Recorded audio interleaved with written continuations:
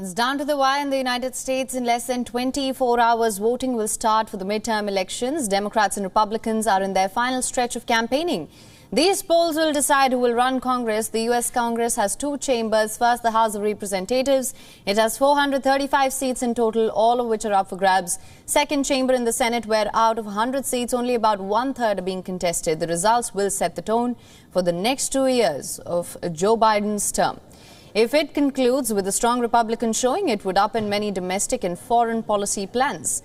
Now, the midterms are also important for state-level polls. This time, governors' mansions are also up for grabs in 36 states.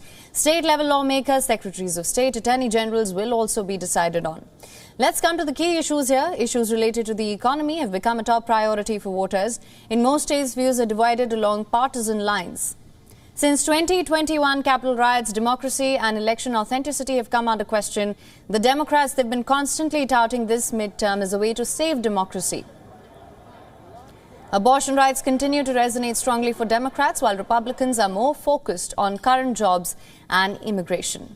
Then there are more common issues that do flare up every election season, like education, climate, public safety, gun control.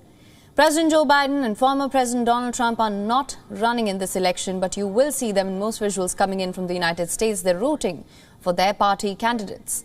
But the focus has been more on 2024 presidential election rather than the midterm elections this time.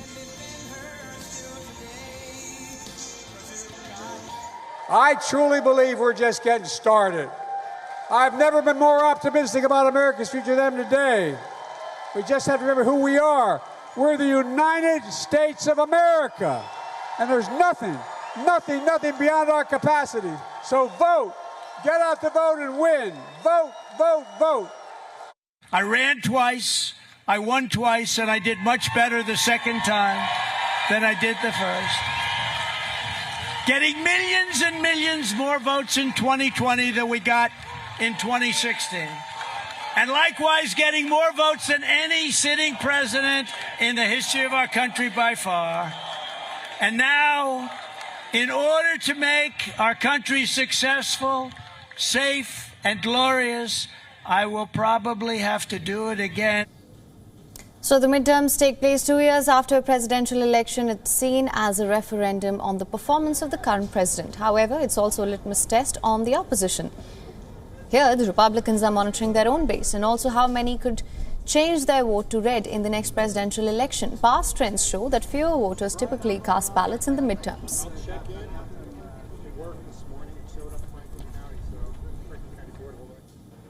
Now, to understand the projections ahead of the midterms, our correspondent Susan Tehrani gets us this report from New York. Listen in.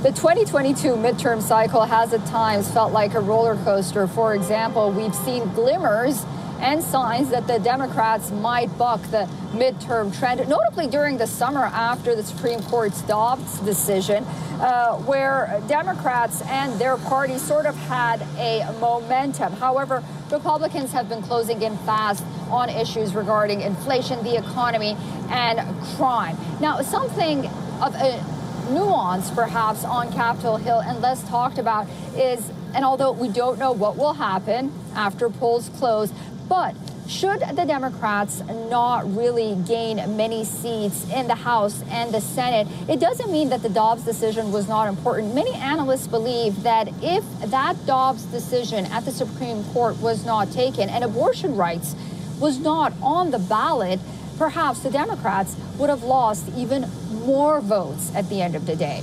Susan Tehrani reporting from New York for WION, World is One. Now, for more on this, we're being joined by WPS Sidhu, who's a foreign policy expert from New York. Thank you so much for joining us on this broadcast. So my first question to you, the midterm elections are seen as a litmus test for the Biden administration. Given the issues on the agenda this time and campaigning so far, how effective do you think Republicans and Democrats have been in energizing the voters? I think the Republicans have certainly done a much better job this time around in energizing their base based on the number of Republicans who have now registered to vote. The Democrats, it's always a little bit of a challenge for them in the midterms to energize their voters and to get them out as well, apart from the fundamental issues which divide the two parties anyway. But the key always in all of the US elections remains the independents, who frankly make up the largest component of the electorate. And the way that they move is going to determine the outcome of this election, like other elections as well. Right, absolutely. Now, voters, as I mentioned earlier, and of course, you know, voters are divided along partisan lines here over gun laws, immigration policies, abortion rights. What are some of the issues that will dominate the elections, and how do you think this will impact the voter turnout and control of Congress?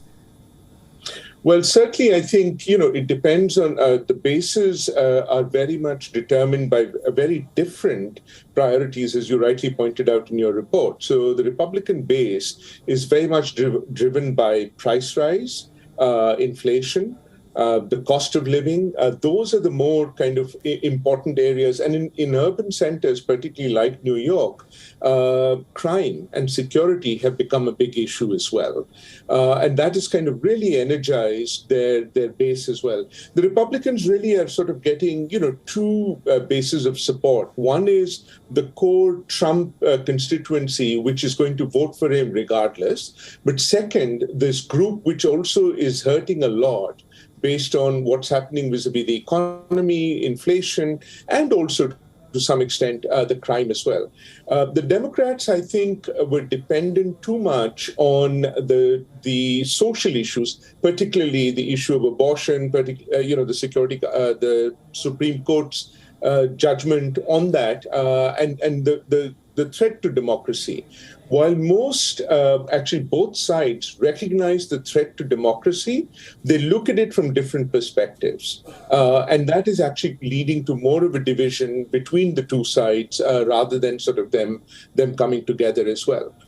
Right, absolutely. So just for some clarity here, you say that the Democrats, they've not effectively addressed the issues of inflation, cost of living, more day-to-day issues that the voters are concerned about this time around.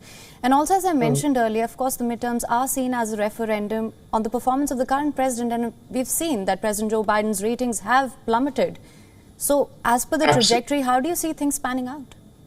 Yeah, absolutely. Well, first of all, I think midterms are always seen as a referendum of the sitting president, however much they might say that it is not, you know, just a referendum, but the future of the country, et cetera, et cetera. And it's almost inevitable. Perhaps if you look at the last almost 100 years, there's only been 2 times when the party in power has actually gained in the midterm elections. Almost everybody has invariably lost. The question is, by how much? Barack Obama had a, you know, as he called it, a shellacking, where he lost 46 seats in the House of Representatives and 6 senators in the Senate, which is a huge, huge swing. Biden may not suffer as much, but there's no doubt, of course, that Biden's ratings are extremely low. And which is one of the reasons why many of the candidates did not want Biden to come and even campaign for them. And I think in some ways the Democrats thought that the message on governance, the message on women's rights, was going to get them through to the finish line.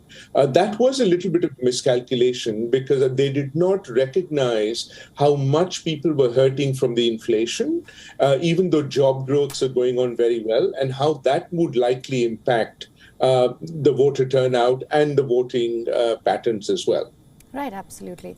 Well, Mr. Sidhu, thank you so much for joining us on this broadcast with your insights on this. Thank you. WION is now available in your country. Download the app now. Get all the news on the move.